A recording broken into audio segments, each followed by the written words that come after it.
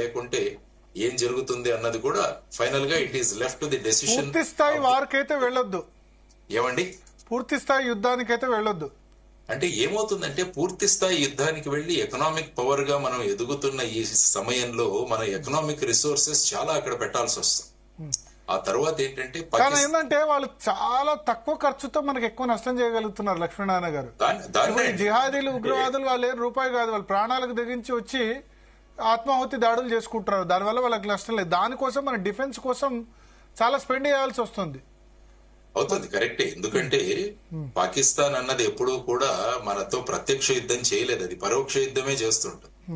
అందులో ముఖ్యంగా ఈ టెర్రరిజాన్ని పెంచి పోషించడం, తర్వాత వచ్చేసి డ్రగ్స్ ని భారతదేశంలోకి చొప్పించడం, ఆ తర్వాత ఫేక్ కరెన్సీని ఈ విధంగా వాళ్ళు ప్రాక్సీ వారు చేస్తుంటారు ఈ విధంగా. సో వాళ్ళు చేస్తున్నది ప్రాక్సీ వారు. దానికోసం మీరు అన్నట్టు డిఫెన్స్ మీద మనకు ఖర్చు పెట్టాల్సి వస్తుంది. ఎందుకంటే ముఖ్యంగా చైనా ఒక పక్క, పాకిస్తాన్ ఒక పక్క, తర్వాత ఇప్పుడు కొత్తగా బంగ్లాదేశ్, ఈ విధమైన పరిస్థితులలో డిఫెన్స్ ఎక్స్పెండిచర్ మనది చాలా జరుగుతుంది. కాబట్టి ఏంటంటే ఫైనల్ గా మనం కన్క్లూడ్ చేయకుండా we have faith in our prime minister, our home minister, defense minister and external affairs minister and our national security agencies. Let them take a decision.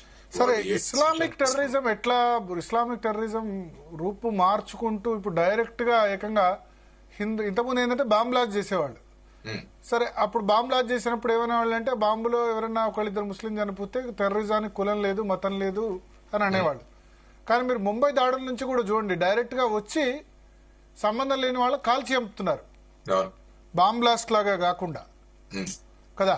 ఉరీలో అంతే, తర్వాత ఇప్పుడు పుల్వామాలో అంతే, ఇక్కడ అంతే, పఠాన్ కోట్ లాంటిది కూడా అంతే కదా. ఇండిస్క్రిమినేట్ ఫైరింగ్ అక్కడ చేయడము అన్నవి వాళ్ళు ప్రధానంగా దీనిలో ప్రత్యేకంగా హిందూస్ అని ఐడెంటిఫై చేసి చంపారు. ఈ సందర్భంగా చూసుకుంటే ఇది కూడా భారతదేశంలో ఇంటర్నల్ గా మళ్ళా రిఫ్ట్ పెంచడానికి కూడా ఈ విధమైన టాక్టిక్స్ ఏమైనా చేసి ఉంటారన్నది కూడా ఒక వాదన వినిపిస్తాం. అంటే ఈ విధంగా అక్కడ ఐడెంటిఫై చేసి ఈ విధంగా చేశారని, మరి భారతదేశంలో ఇంటర్నల్ గా మళ్ళా హిందూ ముస్లిం కాన్ఫ్లిక్ట్ తీసుకోవడానికి రావడానికి కూడా ఈ ప్రయత్నం అన్నది ఒక స్ట్రాటజీ కావచ్చు. దాని గురించి భారతదేశంలో ప్రతి ఒక్కరూ కూడా ఈ విషయాన్ని ఖండించారు. మీరు యాక్చువల్ గా చూసుకుంటే అందులో ఒక పోనీ హ్యాండ్లర్ ఉన్నాడు, సయ్యద్ ఆదిల్ హుస్సేన్ సాహా, ఆ పిల్లవాడు కూడా చనిపోయాడు ఈ ఇన్సిడెంట్. సో ఆ విధంగా తర్వాత మిగతా వాళ్ళని ఏ విధంగా టార్గెట్ చేసి చంపారన్నది కూడా మనం తెలుసుకున్నాం. అందులో ఒక క్రైస్తవుడు కూడా ఒకతను చనిపోవడం జరిగింది. సో ఆ విధంగా చూసుకుంటే సరే చనిపోయారు, కానీ టార్గెట్ హిందూస్ చేశారు కదా. అదే, కానీ ఇప్పుడు హిందూ ముస్లిము ఈ విధంగా తీసుకొచ్చి మన దేశంలో ఉన్న పరిస్థితిని మనం డిస్టర్బ్ చేయకూడదు. ఎందుకంటే మనం we should not fall into the trap of the terrorist. అది చాలా ముఖ్యమైన విషయం. ముఖ్యంగా మీడియా సంస్థలకు నేను చేస్తున్న విన్నపం ఏంటంటే, ఎస్ వాళ్ళు మనల్ని మన కంట్రీలో ఇంటర్నల్ గా కూడా డిస్టర్బెన్సెస్ క్రియేట్ చేయడానికి ఈ విధంగా చేసిన ఒక స్ట్రాటజీ అని కూడా మనం అనుకోవచ్చు. So let us not fall into the trap. జిహాదీలు పుట్టుకు రాకుండా ఈ విధంగా చేయకుండా ముస్లిం మత పెద్దలు కూడా చెప్పాల్సిన అవసరం ఉంది కదా వాళ్ళకి. ఈ మైండ్ సెట్ మార్చాల్సిన అవసరం ఉంది కదా. ఉందండి, మైండ్ సెట్ అన్నది మార్చాలి, అందరం కలిసి ఉండాలి. ఈసారి మీరు చూసుకుంటే శుక్రవారం జరిగిన ప్రేయర్స్ లో కూడా అన్ని మస్జిదుల్లో కూడా బ్లాక్ బ్యాడ్జెస్ తో, ఆ తర్వాత పాకిస్తాన్ ని ఖండిస్తూ మొత్తం మస్జిద్లో అంతా కూడా ఈ విధమైన స్టేట్మెంట్స్ జరిగాయి. తర్వాత ఆ విధంగా వాళ్ళను నిరసనలో ప్రకటించారు.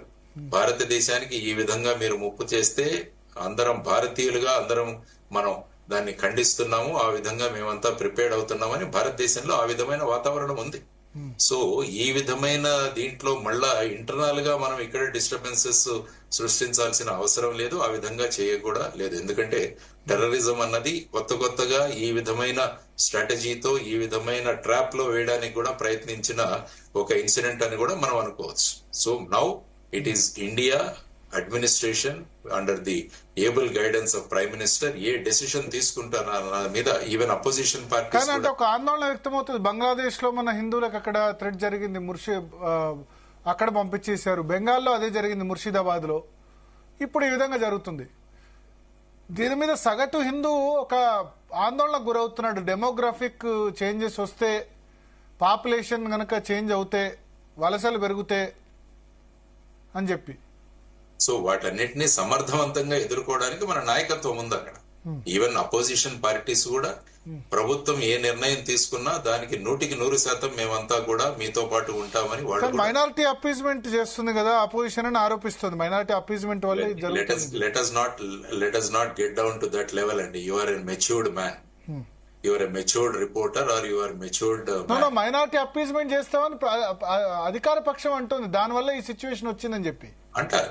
వాళ్ళు అంటారు కానీ ఇప్పుడు ఈ విధమైన పరిస్థితులలో చేసే విధానం కాదు. ఇప్పుడు ఏంటంటే now the nation is in a crisis లో ఉన్నప్పుడు ఎప్పుడు కూడా ఈ విధమైన భేదభావాలు మరిచిపోయి మనం యాజ్ ఎ యునైటెడ్ గా మనం అందరం కూడా ఈ ముందుకు వెళ్లాల్సిన అవసరం ఉంది ఈ సందర్భంగా. సో ఆ విధంగా let us not play politics. Politics కంటే